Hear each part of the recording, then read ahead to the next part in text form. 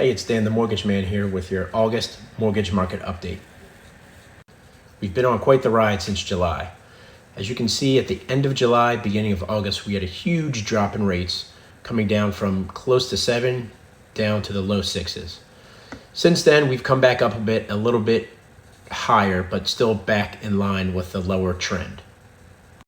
We expect rates to kind of hover in this range in the low to mid 6s, at least for the next month or so, until the Fed starts dropping interest rates. At that point, we'll see rates start to approach the high 5% range. However, demand will kick back up, and so will prices. Next, I just want to talk a little bit about credit cards and credit card debt and how things are reported to credit bureaus.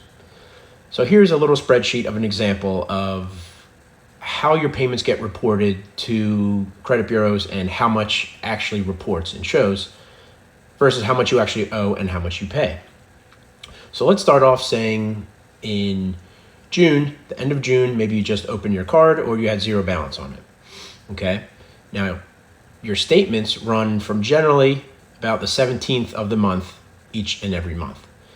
So transactions that you make between the 18th of the month, for this example, let's say June 18th through July 17th. Let's say you rack up about $2,000.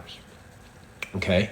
So on July 17th, the balance on your credit card is about $2,000. And that's the amount that will get reported to the credit bureaus. Okay. Now, let's say for the following month. All right. So you have a $2,000 balance. Now from July 18th through August 15th, not the 17th. And I'll tell you why. Let's say you rack up another $1,800. Okay.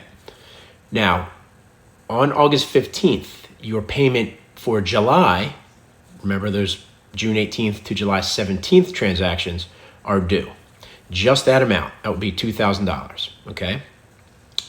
Now, let's say you pay that off. All right. So moving down to the next line, we saw, the $2,000 that you ran up in July, and then the $1,800 till August 15th.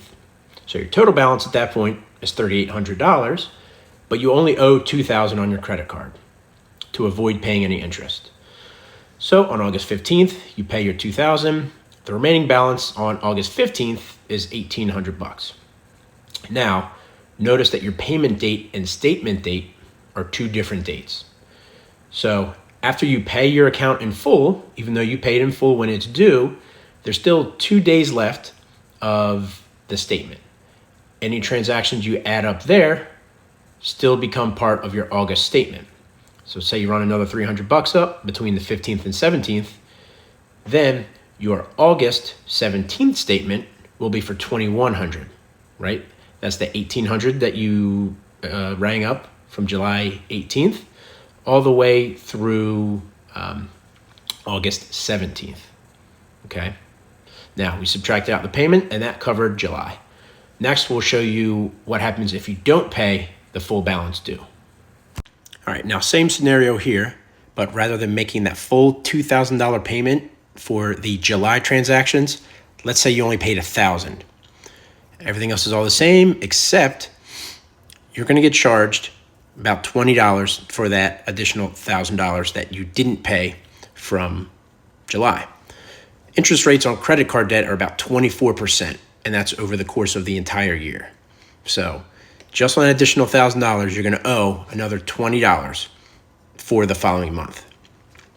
As long as you make your minimum payment for your credit cards, you will not be hit with a late fee. But you will get paid. You'll get hit with an interest charge if you don't pay the full balance of the month before. Happy to chat with anyone about anything credit related or obviously anything about the home buying process. Feel free to reach out. Give me a call, send me a text, or shoot me an email, and let's set up a time to chat. See you guys next month. Have a good one.